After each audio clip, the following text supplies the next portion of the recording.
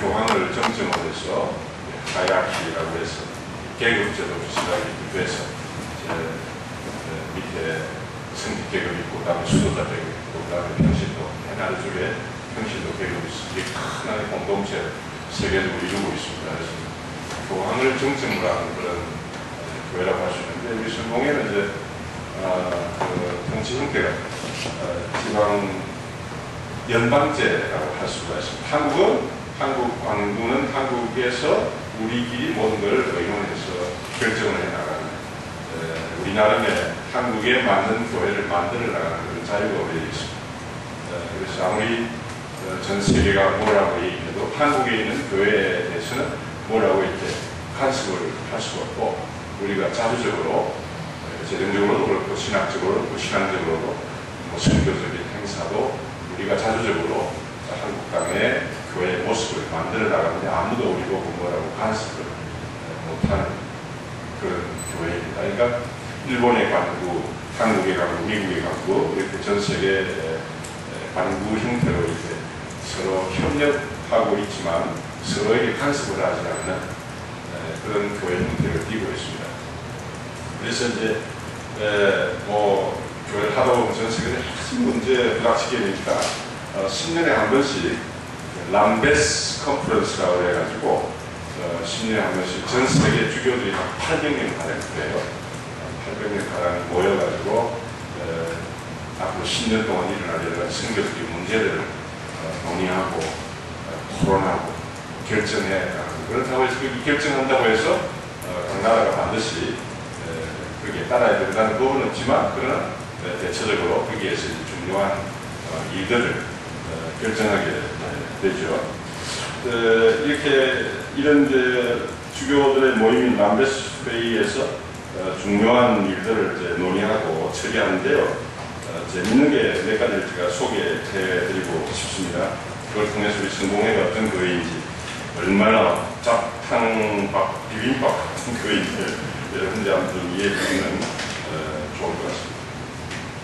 1800 지금 저희 성공회는 전 세계적으로 약 160개국의 47개 강구로 약 8천만 명 신자를 보유하고 있다고 통계상 나와 있는데, 아마 천주교 다음으로 단일 교단으로는 제일 큰 교단이고요. 그리고 또 상통관계에 있는 필리핀 독립교회라든지 인도교회든 중국교회라든지 이렇게 해서 상통관계 맺고 있는 그런 교회입니다. 그런데 1867년에 지금 우리 축구가 월드컵이 열리고 있는 남아공에 콜린조 주교라고 하는 영국 주교가 여기서 목회를 하고 있습니다. 당시에 1800년대에는 네덜란드와 영국이 남아공을 놓고 서로 싸우고 있던 그런 상황이었습니다. 1980년 노벨 평화상 수상자의 투투주교와 남아공의 대주교로 활동을 하셨는데, 이때 이 콜린조 주교가 남아프리카 지역에서 줄루족에 대한 산업을 하고 있습니다. 이 줄루족들은 우리 한국 사람처럼 조상들에 대한 착이 굉장히 강했습니다. 그래서 예수를 믿고 천당 가는 것은 좋지만 그곳에 가봐야 자기들이 사랑하는 조상들이 그곳에 없다면 그런 천당은 우리가 가지 않겠다. 그래서 예수 믿는 걸 굉장히 꺼리는 그런 것을 콜린조 주교가 발견하고 다시 성서 깊이 연구하기 시작을 했습니다. 그 당시 이제 독일에서 본문 비평에 대한 연구가 한창 이제 유행하고 하는 그런 때였는데, 이 콜린조 주교가 당시로서는 아주 파격적인 그런 선언을 하죠. 모든 사람은 결국 하나님의 사랑으로 구원받는다. 그런 주장을 펴게 됩니다. 이게 성공이 아니면 이런 아마 천주교에서 이런 얘기가 벌써 파문나거나 쫓겨났을 텐데, 천주교는 우리 성공에는 무슨 얘기든지 할 수 있는 그런 자유가 있는 그런 교단이라서 행치는 안 될 그런 말들을 지도자들이 하는 경우가 굉장히 많습니다. 그러니까 1860년대 이 주교가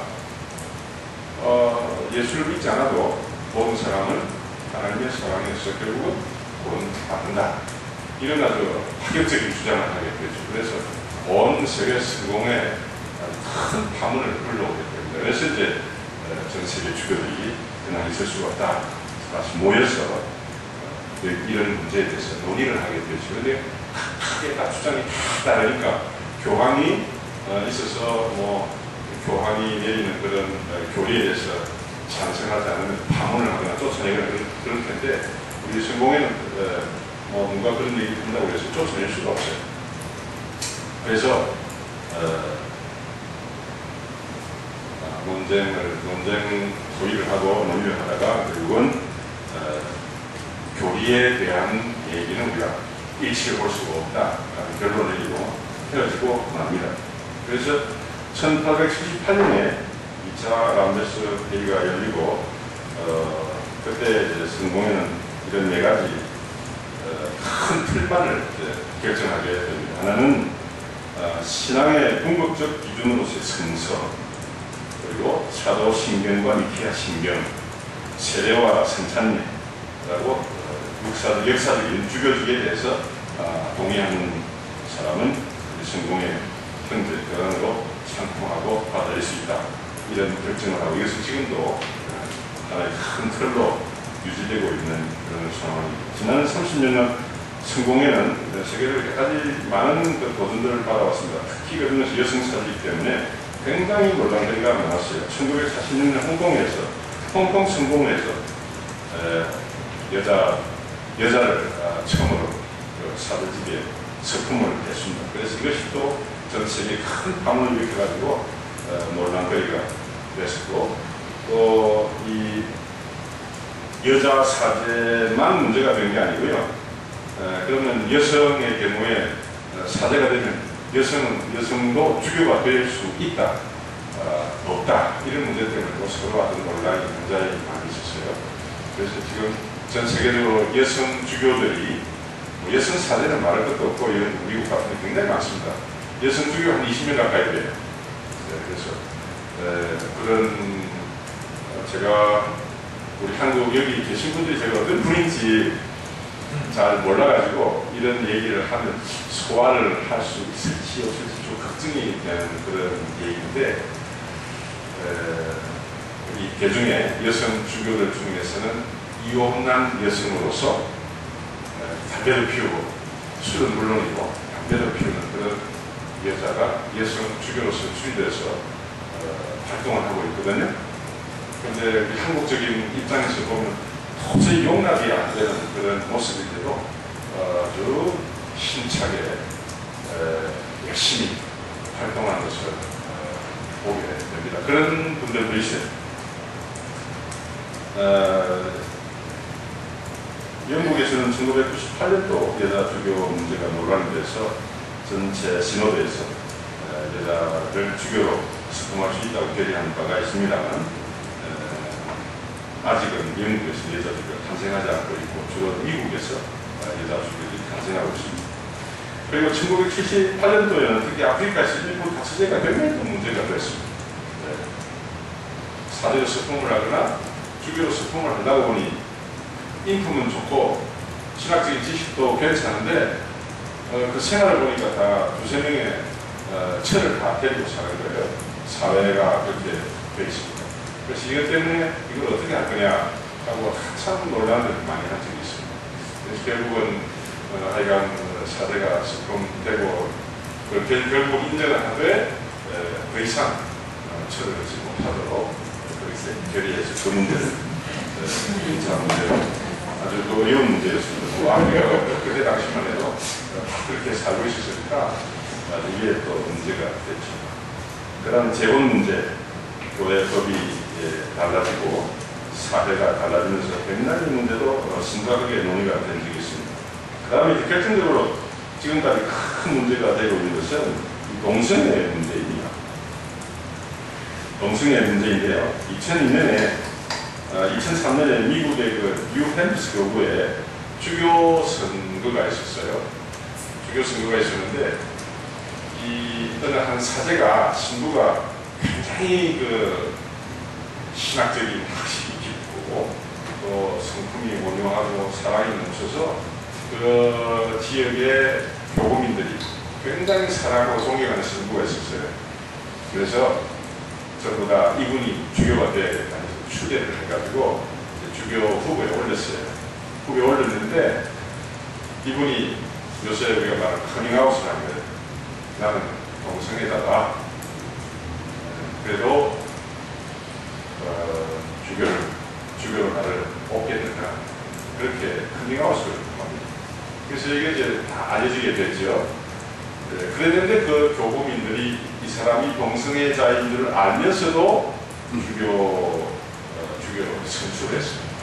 주교를 선출하면 그냥 주교가 되는 게 아니고 안수를 해야 주교가 되는 거죠. 스품식을 해야 됩니다.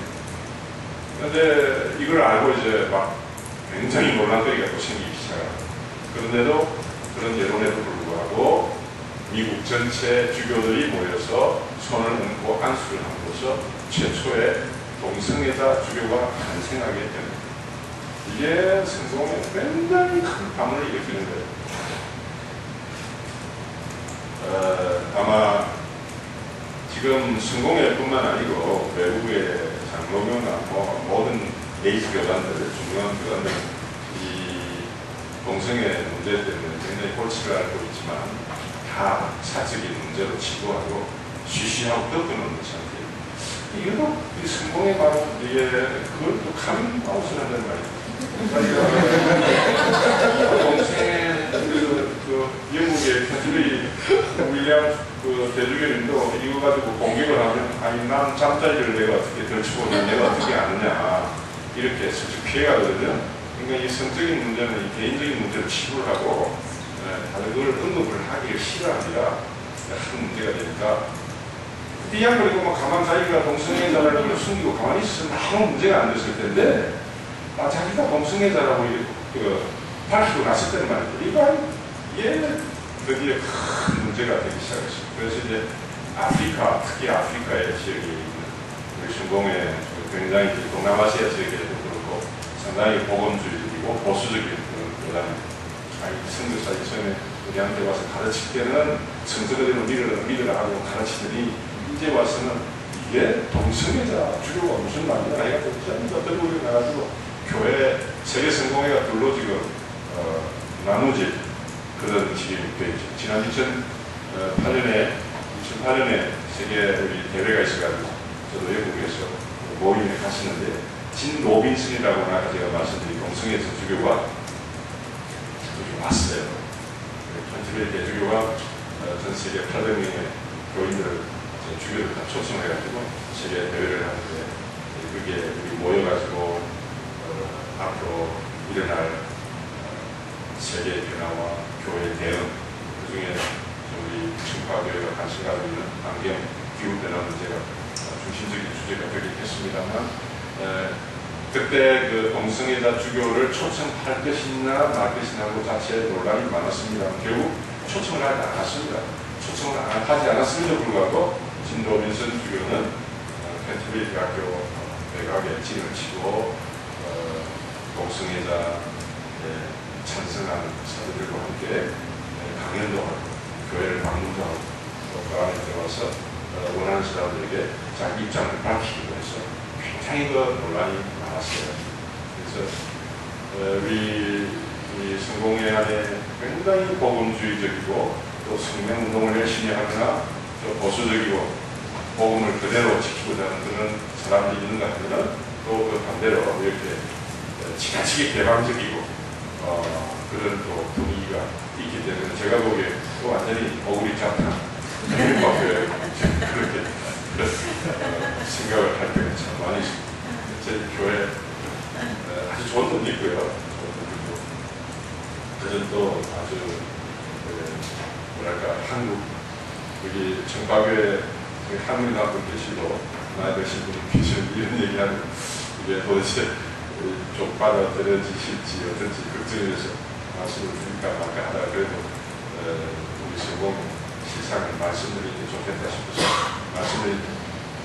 그래서 아프리카에 있는 교회들 전부 들고 일어나서 미국에 있는 교회를 아주 대관시하고 해체하는 그런 운동이 일어나는 거죠. 그리고 미국 성공회의 자체에서 이런 동성애자를 찬성하는 교인들이 있는가 하면 거기에 반대하는 또 교인들이 있습니다.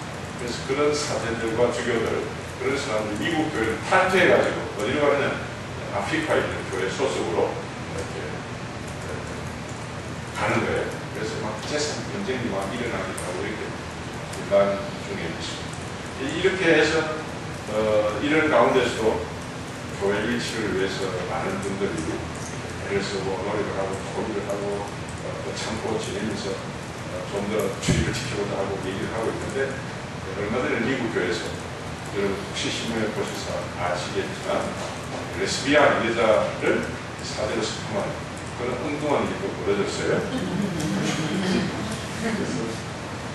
그래서 이런 논쟁에 불을 붙이고 세계교회가 저희 성공에는 굉장히 큰 어려움을 당하고 있습니다. 그래서 런던 타임스나 영국의 주요한 신문들이 성공을 결국 그걸로 조개되는구나 그런 예상을 하고 있을 정도로 이 문제가 심각한 문제가 되고 있습니다.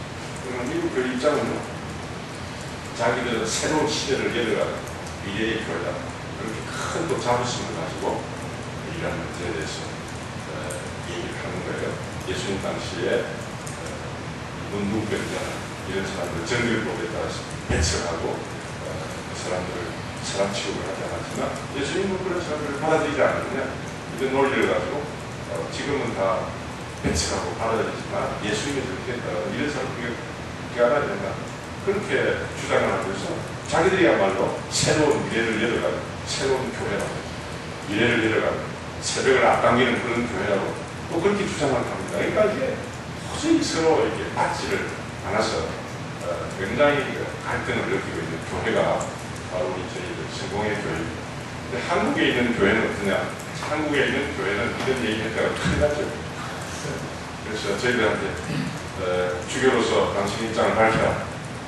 어떻게 여기에 대해서 어떤 입장을 취해야 된다고 자꾸 막 문수가 나가고 해요. 저희들이 그 문수를 보내야 되거든요. 그래서 한국 입장을 간부장으로서 그런 노력했죠.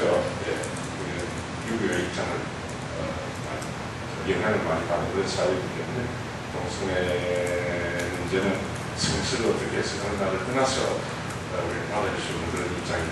그러나 각 교구가 이러한 문제에 대해서 결정을 내리는 것은 우리는 존중하면서 존중을 하지만, 그러나 우리 한국교회는 이러한 문제에 찬성할 수 없다, 뭐 이런 좀 엄정한 그런 대응을 하고 말았습니다만, 그러나 이게 앞으로 한국에도 머지않아 곧 닥치게 된 큰 문제 중에 하나입니다. 이런 문제를 가지고 저희 폭력을 지금도 앓고 있고 그렇습니다. 한국에 있는 교회는 1890년도에 그 교회가 선교사를 통해서 저희 성공회가 한국에 들어왔는데, 아까도 제가 말씀드린 것처럼 이 성공회는 그 아주 개신교에 가까운 그런 교회가 있는 반면에 천주교에 가까운 그런 교회가 있습니다. 한국에 들어온 그 성공회는 천주교에 가까운 그런 파, 소위 고교회파가 한국에 들어왔고요.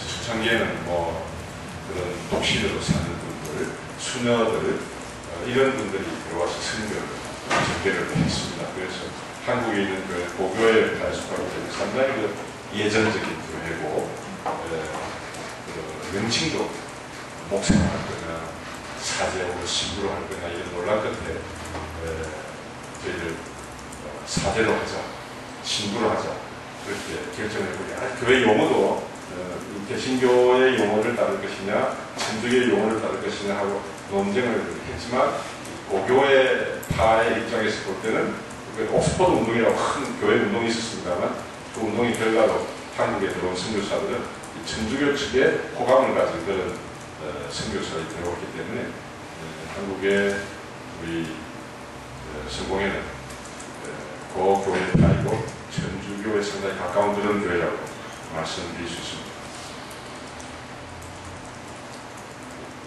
1980년도 우리 성공회, 한국 성공회는 큰 걸음이 부과되겠습니다. 하나는 성명운동이었고, 하는 사회운동이었죠. 그래서 그 당시에 예수원에, 여러분 혹시 아시는지 모르겠습니다만 예수원 원장이셨던 아스토리 대천덕 신부님이요. 그분이 노동운동도 하시고 성명운동도 하시는 분인데 한국에 들어와서 처음으로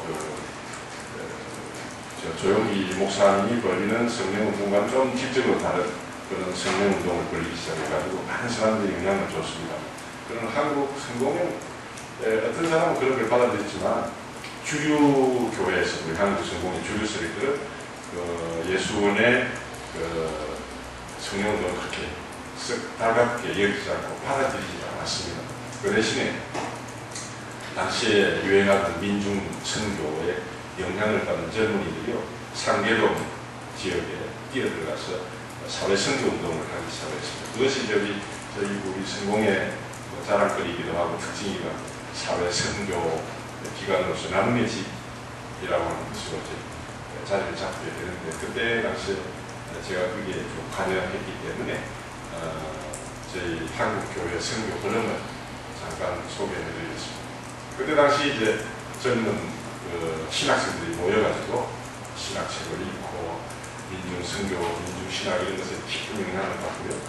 그들이 이렇게 논의한 끝에 새로운 교회 형태를 모색하기 위해서 결단을 내리고 상계동 지역으로 뛰어들어갔습니다. 그래서 함께 살게 됩니다. 그때 제가 교무 국장으로 총무로 있었기 때문에 그 사람들의 뒤를 돌보면서 재정적으로 여러 가지 지원을 하게 되면서 이 나눔의 집 정착을 하게 되죠.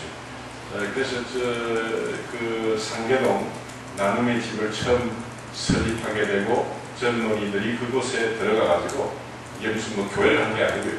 그냥 가난한 사람들하고 같이 살았어요. 같이 살게 됐습니다. 그러면서 그들을 이해하게 되고 그들과 함께 살면서 여러 가지 주민운동을 벌이게 됩니다. 그래서 그게 이제 나눔의 집이라는 형태로 사회선교기관이 그곳에 형성되기에 이르렀고, 이것이 모체가 돼서 특수한 형태의 교회가 그곳에 설립이 되게 됐죠.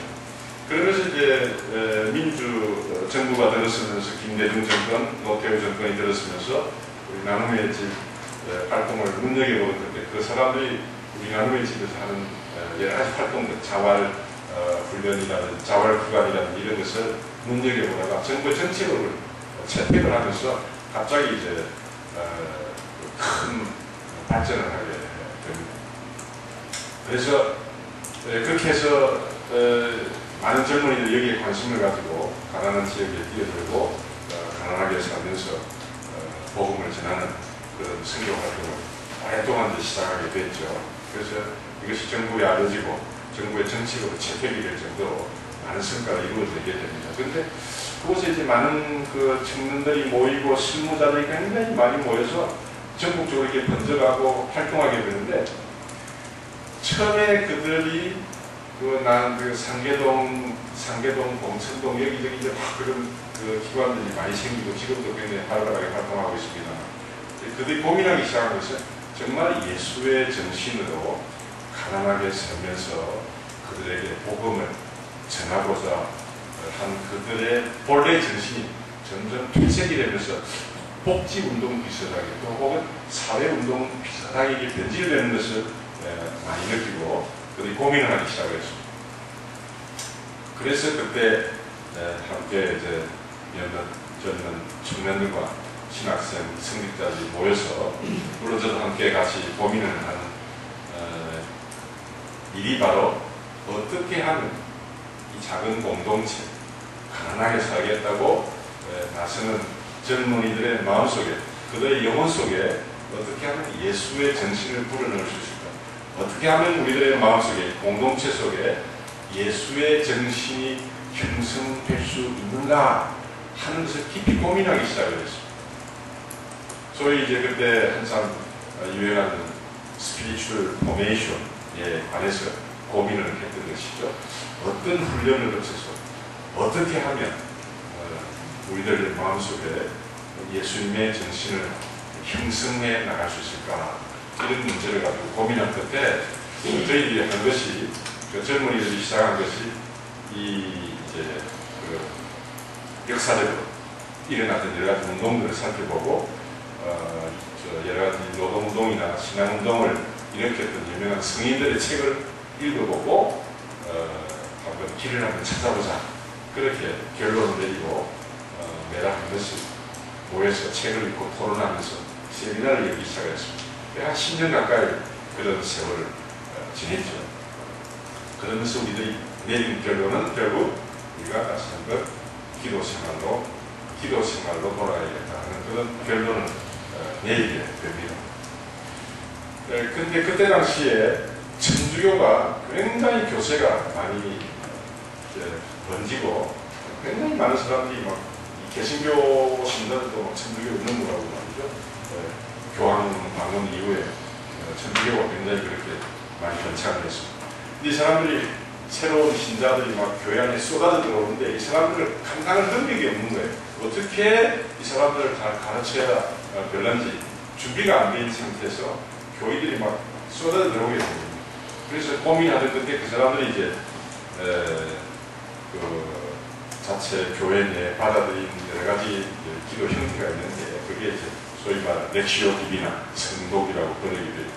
렉시오 디비나 거룩한 독서라고 하는 그런 기도 방법하고요. 또 센트럴 프레이어를 해가지고 향신기도라고 한국에서 번역이 되어 있습니다만 그런 그 기도 방법. 그 다음에 성 ignacio 로욜라가 창안했던 그런 비전 방법들 이런 한 3가지 갈래가 한국 천주교에 이제 들어오기 시작했습니다.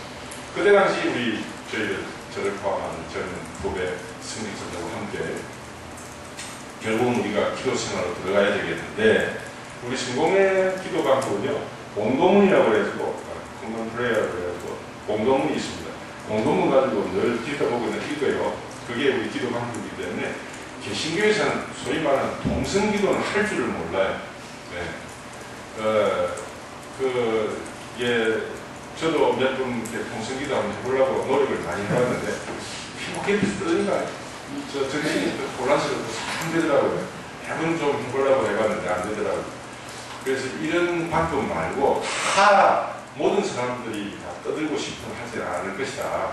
뭔가 새로운 기도 방법이 있지 않을까 해서 쭉 이제 옛날서부터 교회 전통을 찾아보니까 그런 여러 가지 천주교에서 그런 방법으로 기도를 가르치는 걸 알게 됐습니다. 그래서 저희들이 이제 한국에 있는 수도원을 순방을 했어요. 네.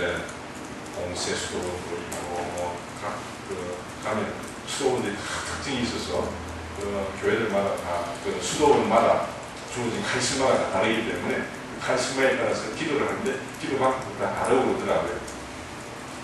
그래서 매달 한 번씩 전국의 산지에 있는 유명한 수도원을 다 우리가 방문을 하고, 그곳에서 바치는 기도를 배웠습니다. 그때 이제 우리가 배운 기도가 조금 전에 말씀드린 렉시오 디비나, 거룩한 독서, 그 다음에 향신기도 같은 그런 기도를 배우게 됐죠. 그래서 이제 그걸 배우러 각 수도원을 방문하고 그 수도자들을 초청해가지고 같이 기도하기도 하고 제가 미국으로 건너갔습니다. 미국으로 건너가가지고 향신기도를 처음 시작한 트라피스트 수도회 토마스 키딩 신부를 직접 만나가지고 그분이 인도하는 기도 모임에 참석도 하고 같이 대화도 나누면서 책을 읽고 그러면서 점점 이제 그런 기도 방법들을 한국 성공회도 도입을 시켜야겠다 그런 생각을 하게 됐죠. 그래서 오늘은 제가 그냥 우리 성공회 흘러간 얘기 대체적으로 합니다만 저는 원래 불교의 영향을 받은 그런 집안에서 태어났습니다. 제가 저희 박씨 문중에서 처음 예수를 믿은 그런 사람이에요. 그래서 나중에 주교가 되고 나서요. 우리 성공회는 강화 경기도 하고 강화하고 충청도 제가 강한 그런 교단입니다. 주로 이제 그런 데서 주교가 나오는데 저는 고향도 경상남도 통영이고요. 원래 성공회 집안도 아니고 특히나 기독교 집안도 아니고 그런 집안에서 태어나가지고 주교가 됐거든요. 그랬더니 교인들이 저거 아니 주교님은 어떻게 해서 경상남도 통영 출신이 어디에 성공에 뿌리도 없는 사람이 와가지고 어떻게 해서 주교가 다 되느냐고 좀 농담 반 비아그리는 그렇게 얘기하는 소리. 지금도 가나에 가면 그전에 가나 순방하면 같이 이제 앉아서 얘기하는 제 앞에 그런 얘기를 졸려더니 그런 얘기를 저한테 하는 얘기를 많이 들었는데 그럴 정도로 저는 어릴 때부터 기독교 집안에 자란 게 아니고 아주 예수를 믿지 않는 그런 집안에서 자랐습니다. 어릴 때 초등학교 5학년 때 여러분 그런 경험을 하시는지 모르겠습니다. 저는 그런 경험을 했어요. 종교 스님도 믿었는지 모르겠습니다. 내가 사람이 세상에 태어나서 이렇게 살다가 갑자기 사라진다는 것이 너무나 이상했어요. 내가 사랑하는 부모, 형제, 친구들 이런 눈에 보이는 이 현상들이 언젠가는 다 사라지고 만다, 없어진다 하는 걸 생각하니까 너무나 이상해서 이게 도대체 내가 지금 살고 있는다는 것이 어떤 것인가 하는 의문에 사로잡히게 됐습니다. 그래서 저 스스로 그때 시골에서 그 종소리가 들리잖아요. 주일에 땡그랑땡그랑하고 종소리가 들리면 혹시 저곳에 가면 내가 가지고 있는 이런 의문에 대해서 누군가가 가르칠지 모르겠다. 그래서 제가 스스로 그 교회를 찾아간 것이 장로교였습니다. 장로교에 좀 땡기다가 고등학교 때도 성결교에 좀 땡기고 그러면서 제가 가지고 있는 근원적인 의문을 풀기 위해서 노력을 했죠. 그것이 지금 생각해보니까 하나님께서 저를 부르신 하나님의 손길이다 그렇게 생각을 합니다. 그래서 제가 어려움이 생기거나 참 그 힘든 그런 순간이 오면 굉장히 불평을 많이 했죠. 내가 언제 당신 믿겠다고 내가 말한 적도 없는데 당신이 나를 꼬셔가지고 나는 당신 오두김에 완전히 꼬여가지고 이 성직자까지 됐는데 나를 이렇게 대접해서 되겠냐. 그래서 하나님한테 막 항의도 하고 불평도 참 많이 했어요. 그래서 제가 그 이후로 이제 중고등부 학생 대장도 하고 선발에도 하고 하면서 이제 보통 사람들이 거치는 그런 과정을 좀 거쳤죠. 그래가지고 학교 졸업하고 직장생활을 했습니다. 직장생활을 해보니까요, 이게 도저히 재미가 없어요. 제가 이게 무역회사 그 당시 참 직장 얻기가 어려워가지고 타협해가지고 공부 열심히 해가지고 겨우 회사에 들어갔는데 맨날 가서 제가 맡은 게 무역 파트였는데 가서 이런저런 일한다는 게 아무 의미가 없는 거예요. 그럴 때 이제 제가 대학교 다닐 때 성공회라는 걸 알아가지고 성공해서 열심히 신앙생활을 하기 시작했습니다.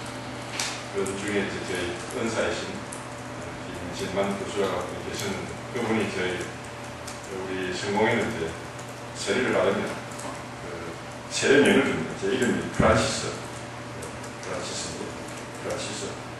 제가 하도 열심히 신앙생활 성취가 되어보니까 그냥 그렇게 권하는 거예요. 그래서 제가 생각하기에 그거 참 가만히 생각하기에 그게 참 괜찮을 것 같다 그런 생각이 들어요. 성공에 이렇게 열악하고 그 모든 제도가 미미하고 언뜻 보여도 별로 무슨 연금도 주는 것도 없고 난 그런 걸 그때 잘 몰랐어.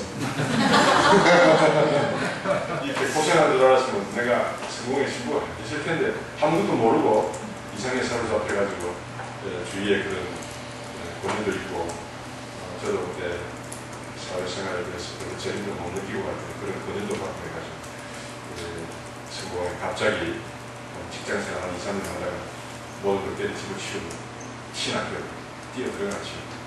신학교 들어가서 성서 읽고 공부하고 기도 생활하니까 마음에 막 희열이 넘치고 기쁨이 넘치는 게 정말 너무 좋더라고요. 그런데 저희 집에서 이걸 알았어요. 그래서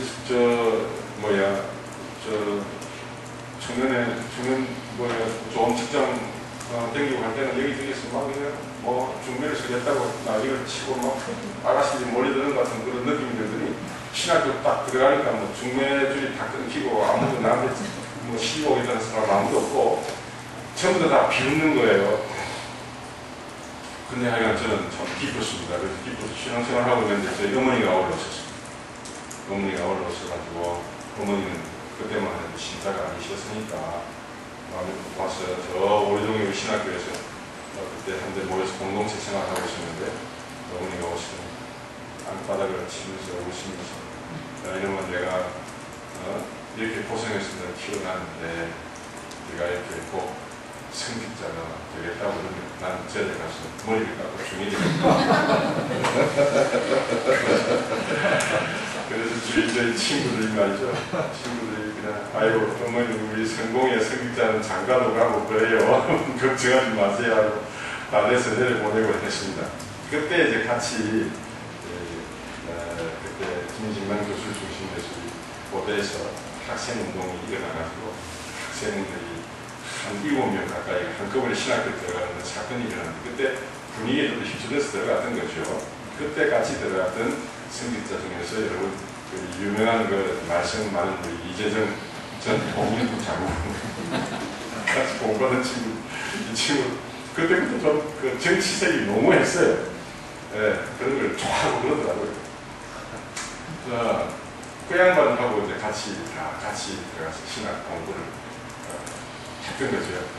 근데 들어가서 그런 기쁨도 잠시 내가 가지고 있던 그 신앙적인 틀이 무너지고 깨지면서 내가 겪게 된 가지 고뇌와 그런 어려움은 참 많을 수가 없었습니다. 그러면서 제 하나밖에 없었던 동생에게 하나는 이제 선택이 길을 가니 내가 부모를 좀 모시라 부탁을 했는데 이놈이 그냥 홍대 조각가 조소가 댕겼는데 너무 열심히 작품 활동을 하다가 병에 들어가지고 그만 하늘나라로 바꾸고 말았지 않습니까? 그래서 참 그런 개인적인 아픔을 겪으면서 성직의 길을 걸어간다는 게 참 힘들고 참 어렵더라고요. 그래서 그때 제가 그런 불평을 많이 했죠. 주님 내가 이제 당신 믿겠다고 내 스스로 한 적도 없는데 당신 나는 꼬리를 가지고 여기까지 만들어놨습니다. 당신이 책임져야 되지 않겠습니까? 하나님 앞에 울면서 참 항의도 많이 하고 하소연도 많이 했죠. 그래서 이제 그 신앙생활 하면서 이제 사목생활을 쭉 하는데요. 가지고 있는데 고민 조금 말씀드릴게요. 목회 생활을 하면서 이렇게 보니까 예수를 오래 믿으면 사람이 변해야 되지 않겠습니까? 남 보고 하는 얘기가 아니고 내 자신부터가 그래요. 10년을 믿어도 20년을 믿어도 마음의 갈등은 이게 해소가 되지 않고 때로는 좀 더 깊은 어떤 고민에 쌓이기도 하고 여러 가지 어려움을 당하기도 하고 이런 상황을 거치고 또 주위를 가만히 봤더니 우리 교인들도 마찬가지예요. 30년씩 40년씩 신앙생활을 해도 그들의 삶이 정말 복음적인 삶으로 변하지를 않는구나 하는 이런 큰 고민을 이런 큰 어려움 앞에서요 어떤 벽을 느끼면서 내가 고민을 하기 시작했습니다. 야, 도대체 예수 믿는 것이 도대체 무엇일까 하는 것을 다시 고민하기 시작했습니다. 그때가 제가 50대 초반에 제가 그때는 그게 전까지만 하더라도 열심히 그냥 성서 가르치고 목회 생활하고 신방하고 뭐 그러면 되는 줄 알고 열심히 했는데 그렇게 열심히 해도 사람들의 삶은 크게 변하지도 않고 나 자신도 여전히 변하지 않는 내 마음속에 깊은 어떤 욕망의 그림자를 느끼게 되는 거죠. 이기적인 욕망, 용서하지 못하는 나의 잔인한 마음 이런 것들이 점점 보이기 시작하는 거예요. 점점 보이기 시작하면서 왜 이렇게 예수를 믿고 기도 생활을 해도 이렇게 변함이 없고 내 마음속에는 여전히 이러한 여러 가지 욕망과 이기적인 여러 가지 생각들이 남아있는 것인가 하는 이런 고민 앞에 이런 고민을 붙들고 굉장히 신음하기 시작을 했습니다. 그때 이제 아까 제가 말씀드린 대로 우리 후배 성직자들과 함께 결국은 우리가 기도 생활로 돌아가야겠구나 하고 결정하던 그런 순간들이었습니다. 그때 이제 제가 만난 기도가 바로 렉셔 디비너였고 향신 기도였습니다. 토마스 키링 신부님을 만나면서 이런 문제에 대한 해답을 조금씩 발견하기 시작을 했습니다. 토마스 키링 신부는, 이건 제 생각이 아니고요, 제 얘기가 아니고, 토마스 키링 신부님의 올해 이제 암이 좀 넘어져요. 그 이제 돌아가실 때가 다 돼가는 분인데 18살에 수도원에 들어가가지고 한 평생을 수도원에서 하나님을 추구하는 삶을 살다가 결국 이제 이분이 1960년대요.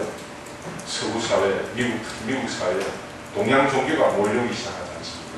그래서 특히 이제 불교가 막 몰려와가지고 많은 젊은이들이요, 영향을 굉장히 받고 많은 사람들이 불교에 심취하기 시작하는 그런 때가 1967년 그때 무렵이었습니다. 1967년 그 무렵이었다고 해요. 그래서 그 토마스 키링 신부가 아무리 사람들에게 얘기를 해도 잘 먹혀들지가 않고 많은 사람들이 불교에 말하자면 이게 동양의 신비한 종교로 몰려가는 그런 그 현상을 보면서 이 토마스 키링 신부가 다시 한번 기독교 전통을 다시 한번 훑어가면서 공부를 하기 시작했다고 해요. 그래서 이 기독교 전통을 다시 한번 살펴보니까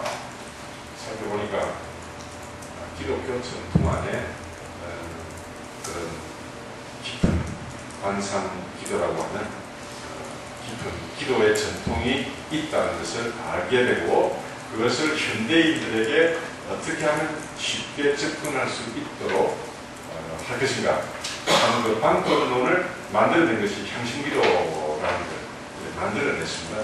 그래서 이번에 이제 이 기도를 심리학적으로 접근하면서 얘기를 해요. 그 사람이라고 하는 것은 태어나면서 말이죠. 태어나면서 세 가지 작은 욕망들을, 욕구라고 태어나는데, 그것이 이제 안전에 대한 욕구이고, 두 번째로 이제 존중, 사랑과 존중에 대한 욕구를 가지고 태어나고, 세 번째로 이제 힘과 통제에 대한 욕구를 가지고 태어난다고 합니다. 이런 사랑과 안전에 대한 욕구, 또 자기가 하고 싶은 대로 좀 하고 싶은 대로 좀 하는 이런 욕구가 1살, 2살, 3살 때부터 이런 욕구가 자라나기 시작하는 거예요. 그런 이런 욕구에 대해서 어느 정도 충족이 되니까 이런 행복감을 느끼지만, 이게 좌절되면 그 깊은 좌절감을 느끼면서 그러한 아이들이 그 무의식 속에 이러한 좌절감이 이제 내재된다고 그렇게 심리학적으로 풀어낸다고 이분이 그런 주장을 펼칩니다. 그래서 어린아이 때부터 이제 엄마로부터 사랑을 받고 충분히 젖을 빨아먹으면 몸도 마음도 행복해지는 그런 느낌을 받지 않아요. 그러면서 이 아이가 성인이 되면서 어떤 그 생각을 하는 것이 그 무의식 속에, 무의식 속에 자신의 욕구를 채우는 이런 세 가지 욕구, 안전에 대한 욕구나 혹은 통제, 힘에 대한 욕구, 혹은 사랑하고 사랑받고 존중받고자 하는 이 욕구가 채워질 때 행복해진다는 것을 무의식적으로 사람은 자기 몸 안에 또 자기 마음속에 이걸 갖게 된다는 거죠. 그래서 세상을 살아가면서 모든 것을 어떻게 하는 거니? 결국은 인간은 이제 여러분 동의하실 수 있을지 모르겠습니다만, 토마스 키딩은 주장하기를 모든 인간은 행복을 추구하는 존재다, 그렇게 규정을 합니다. 이거는 여기는 많은 철학자, 신학자들이, 심리학자들이 동의하는 것인데요. 저는 불교의 티베트 성경 누구죠? 달라이 라마가 쓴 행복론이라는 책이 한 10년 전에 번역이 된 적이 있었는데요. 제가 그걸 한번 읽어보면서 좀 그때 좀 새롭게 느꼈거든요.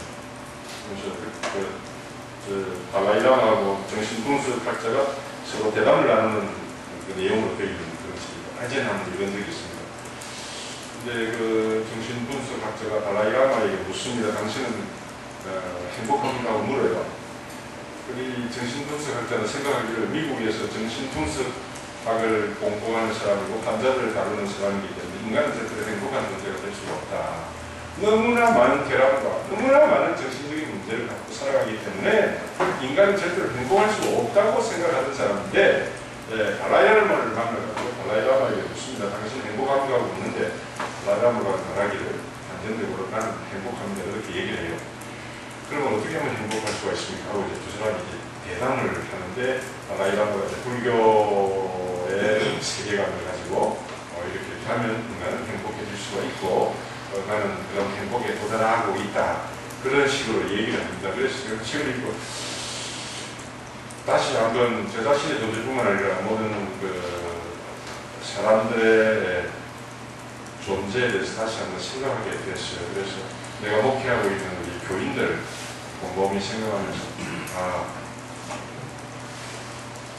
이 모든 교인들도 결국은 행복을 추구하는 존재들인데 과연 기독교는 그리고 우리 교회는 예수 그리스도를 믿고 따름으로써 참된 마음의 평화와 어떤 깊은 행복을 그들에게 주고 있는가 하는 것을 생각하니까 그렇게 긍정적인 대답이 나오지가 않더라고요. 청파교회는 우리 훌륭한 목사님 목회하고 계시니까 다 예수님 믿고 참 그런 깊은 행복을 맛보고 계시리라고 저는 생각합니다만 제가 그때 당시에 제가 목회하는 현장을 이렇게 되돌아보니까 그렇게 긍정적으로 모든 교인들이 예수 믿고 다 행복해하는 그렇게 긍정적인 얘기를 할 수가 없는 그런 저를 발견하게 되었습니다. 굉장히 충격을 받았습니다. 토마스 기딩 신부가 그런 얘기를 해요. 모든 인간의 존재, 물론 이제 불교에서 주장하는 것도 그렇죠. 저는 모든 종교의 근본적인 문제가 다 이 문제라고 생각하는데 인간뿐이 아니라 모든 상관만상, 모든 생명이 있는 모든 존재는 행복하게 살기를 원한다고 저는 그렇게 믿고 있습니다. 영원한 진리랄까요? 삶의 의미랄까요? 영원히 뭐 있다가 없어지는 그런 행복이 아니다. 행복이 뭐냐 하는 건 또 다른 문제입니다만 어쨌든 우리가 우리 마음 깊은 곳에서 우리 영혼은 깊은 행복을 찾고 있고 그의 갈증을 느끼고 있고 그걸 찾아 헤매는 존재다. 저는 여기에 동의합니다. 그래서 제 자신도 그렇고 세상에 있는 존재하는 모든 인간들은 깊은 행복과 참된 자유와 구원을 원하고 있는 그런 존재라고 저는 생각합니다. 그렇다면 그럼 그 참된 자유와 참된 구원 그리고 행복은 어디에 있는가 하는 것이 문제지요. 근데 토마스 기딩 신부는 주장하기를 그 어거스틴의 얘기를 인용을 해서 얘기를 하더라고요. 책에서도 그런 얘기를 하고 있고 실제로 그런 얘기를 하는 걸 제가 들었습니다만 어거스틴은 이렇게 주장을 합니다. 원죄에 빠진 인간은 행복이 어디 있는지 모르는 무지에 빠집니다. 원죄에 빠진 인간은 행복이 어디 있다는 걸 모른다는 거예요. 네. 두 번째로는 그 행복을 엉뚱한 곳에서 찾는 그런 잘못된 탐욕에 빠져 있다. 그렇게 주장을 합니다. 세 번째로 설사 그가 행복이 어디에 있는지를 안다 하더라도 그 행복을 찾을 힘이 없는 것이 원죄에 빠진 인간의 조건이다. 그렇게 주장했다고 합니다. 네.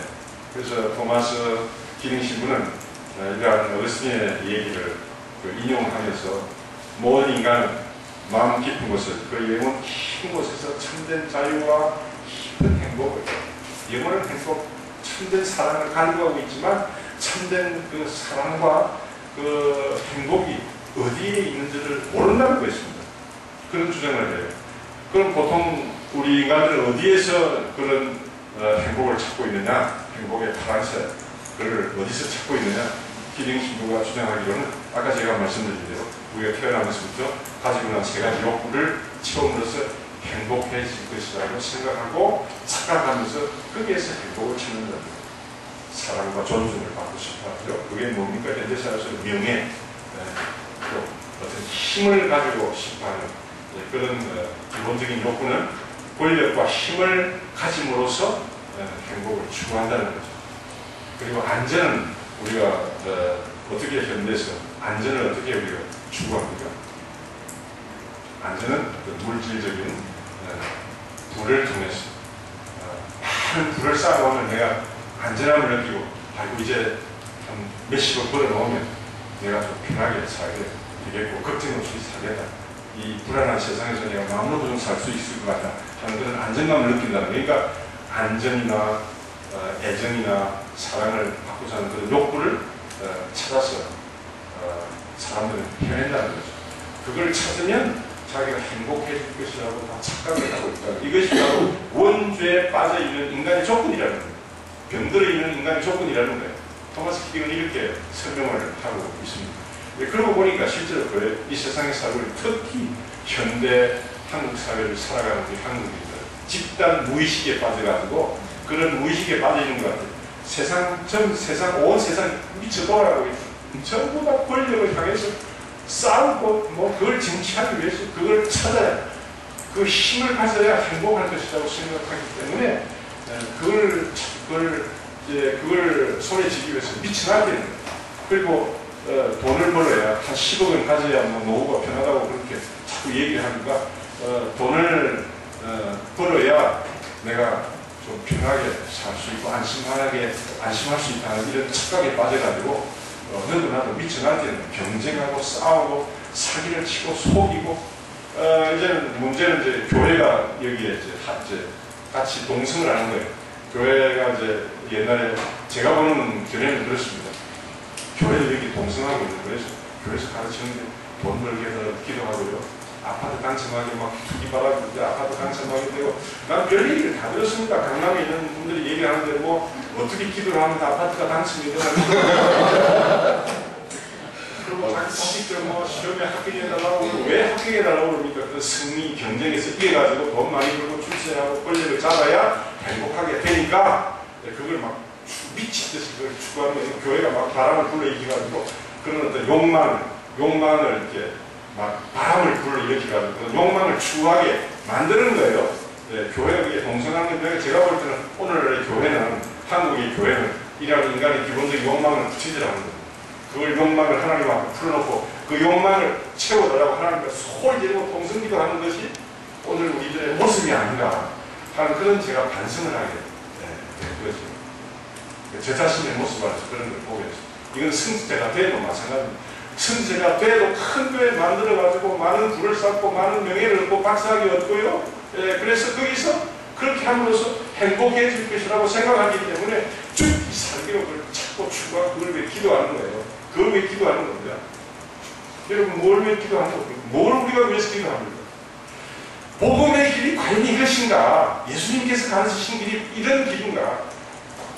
우리 사제들끼리 모이면 한국에서 성공의 사제로서 살아간다는 게 무언가 어떤 목표를 해야 되는가 고민을 하기 시작을 했는데 우리가 치열하게 막 토론하고 논쟁하고 한 결론은 이거는 아닌가 이거는 아니지 않은가 하는 그런 반성과 성찰을 하게 됐습니다.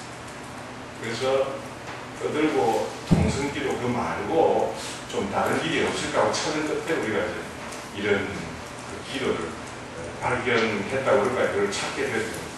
침묵 속에서 자기 마음 깊은 곳으로 들어가는 자기 안에 일어나고 있는 여러 가지 그런 무의식 속에 무의식을 대면해야 되는데 무의식 속에서 나도 모르게 내 내면에 존재하고 있는 그런 이기적인 나의 모습, 나의 욕망들 이런 것을 묘하게 캄프라치되는 신앙의 이름으로 묘하게 캄프라치되고 있는 자신의 욕망과 이기적인 모습을 대면하게 되는 거죠. 그래서 말하자면 현대 사회가 현대의 주류의 가치, 성공하고 돈 벌고 명예 얻고 이런 이 시대가 가르치는 주된 가치를 거슬러서 가는 것이 예수께서 걸어갔었던 길이고 그것이 복음입니다. 헨리 나우엔이 얘기한 것처럼 높이 올라가는 것이 아니라 밑으로 내려가는 길. 현실에 적응하는 길이 아니라 오히려 거기에 거슬러 그런 길을 가야만 되는 것이 아닌가 싶은데, 그럼 어떻게 그렇게 할 수 있느냐 말이죠. 우리는 무의식으로, 의식과 무의식이 그렇게 성공과 더 많은 물질과 명예와 권력을 향하게 되어 있는 거예요. 우리 존재 자체가 어르신이 얘기한 것처럼 말이죠.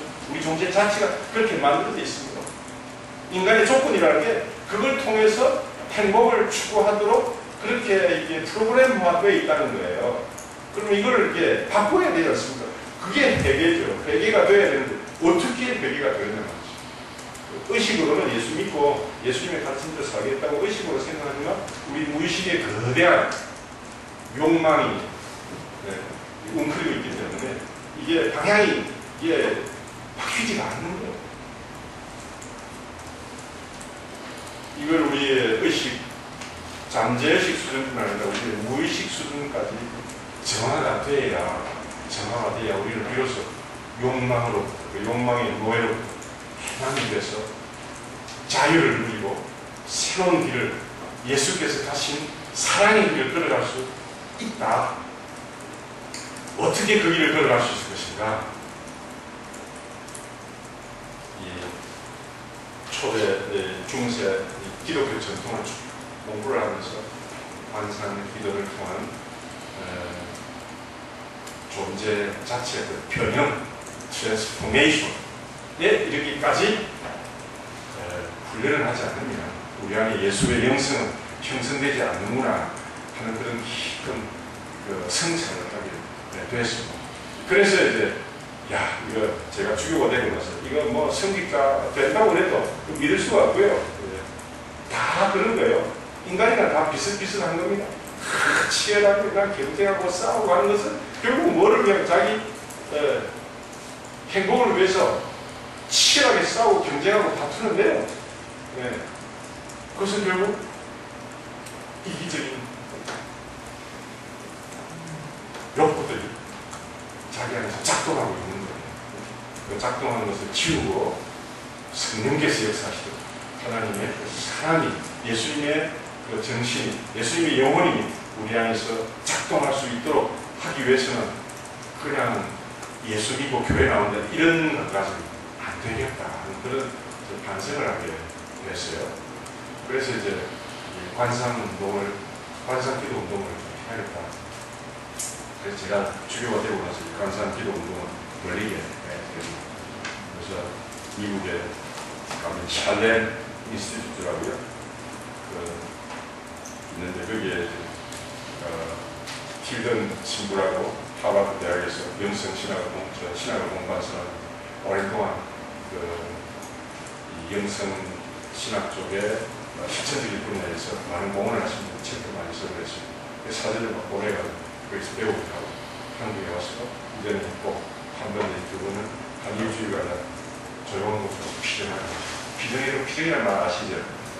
조용한 곳에서 필요한 운동을 막 벌이고 그러면서 이제 평화 운동을 좀 벌여나가면서 여러 가지 세계 성공의 평화 대회를 한국에서 유치하면서 여러 가지 일을 하려고 나름대로 애를 쓰다가 이제 은퇴를 하게 됐습니다. 지금도 제 마음속에 제가 그런 관상기도라고 향신기도를 한 지가 한 2, 3년 계속해서 매일 꾸준히 해오고 있습니다. 그 기도를 통해서는 저 자신 안에 점점 많은 변화를 바라보게 되고 그런 깊은 갈등이 점점 해소가 되고 제 마음이 넓어지고 많은 사람들을 사랑하게 되는 저 자신의 모습도 보게 되고 또 그런 운동을 참여했던 우리 성직자들도 마음의 평화를 누리면서 그 주님께 철저히 헌신하는 그런 모습을 보면서 제가 생각하기에는 제가 주교하면서 두 가지 오늘 환경운동에 대해서 굉장히 제가 충격을 받고 사실 예수 믿고 열심히 신앙생활하면 되는 줄 저는 생각했습니다. 서강대교 와가지고 대학원도 좀 가가지고 영성신학 공부하러 갔다가 생태 신학 대해서 강의를 따라 제가 너무 충격을 받아가지고 논문을 그냥 그쪽으로 바꿔 쓰게 됐어요. 그래서 이 인간 중심주의적인 기독교 신앙이 오늘날 생태 위기가 기독교에 바로 있다는 그런 논문을 제가 읽고요. 너무 충격을 받아가지고 방향을 그쪽으로 해가지고 환경운동에 좀 뛰어들어서 일을 하게 됐습니다. 어쨌든 제가 지금 있는 서 있는 자리는 오늘 우리 한국교회가 가고 있는 자리 여기에는 희망이 없지 않냐. 개인적으로 많은 분 많이 만나고요. 좋은 분들 많이 만나는데 전체적으로 볼 때는 이게 한국교회가 가는 길이 그렇게 제가 보기엔 희망을 가지고 볼 수 없게 만들어요. 그래서 더 철저한 자기 비움 대다수 많이 그렇게 하지 못하고 있습니다. 그 한국교회가 철저히 자기를 내려놓고 자기를 비우고 가난한 사람들과 함께 할 때 비로소 한국교회는 한국 땅에 희망을 줄 수가 있지. 지금 같은 이 모습으로는 사람들에게 희망을 줄 수 없다고 봅니다. 그러니까 교회 내에서도 똑같이 자신들의 욕망을 채우기 위해서 욕망을 실현하기 자기 뜻과 자기 욕망을 실현하기 위해서 같이 모여가지고 막 기도하고 기도 응답받았다고 막 난리를 치고 하니까 외부에서 보는 사람들은 그걸 보고요. 지들끼리 잘 응답 잘해라. 교회에 댕기는 사람들 같이 이기적인 족속들이 없게 보이는 그 사람들 눈에 보이게. 저것들은 제일 하여간 이기적인 족속들이다. 그렇게 보니까 얼마나 기독교를 까고 공격하는지 모르겠어요. 그렇게 그 사람들 눈에 그렇게 보이는 거예요. 그러니까 초창기의 모습을 가려버리고 지금 우리 자신들의 욕망과 우리 자신의 명예와 권력을 위해서 막 기도하는 그런 교회의 모습으로 세상에 비치고 있는 거 아닌가 그런 생각을 하면서 오늘 한국교회가 우리를 비우지 않으면 희망이 없다고 저는 생각합니다. 그럼 그걸 어떻게 우리 자신을 비워낼 수 있는가? 제가 적어도 발견한 방법, 이런 관상 기도와 같은 수도에서요, 철저히 자기를 비우는 관상 기도의 방법 말고는 우리를 변화시킬 수 있는 어떤 방법, 렉쇼 디비냐와 같은 그런 철저한 기도 생활을 통하지 않은 변화는 그런 방법 말고는 어렵지 않는가. 그런 제 나름의 그런 생각을 하고 있습니다. 제 자신도 그렇게 철저히 비우고 그러지 못하고 있습니다만, 그러니까 제가 보는 견해는 제 자신과 오늘날의 한국교회를 보는 저의 입장은 그런 입장은 별로 희망, 여기 복음의 희망이 별로 없는가 하는 가까운 마음이 있어요. 그래서 남은 여생은 제 자신 더 비우고 좀 더 단순하게 가능하게 쓰면서 이런 간상 기도 운동과 평화운동, 환경운동 통해서 세상에 좀 희망을 불어넣을 수 있는 길에 조금이라도 이바지 할 수 있으면 좋겠다. 그런 소박한 생각까지 살아가고 있습니다. 제 말씀해 주세요.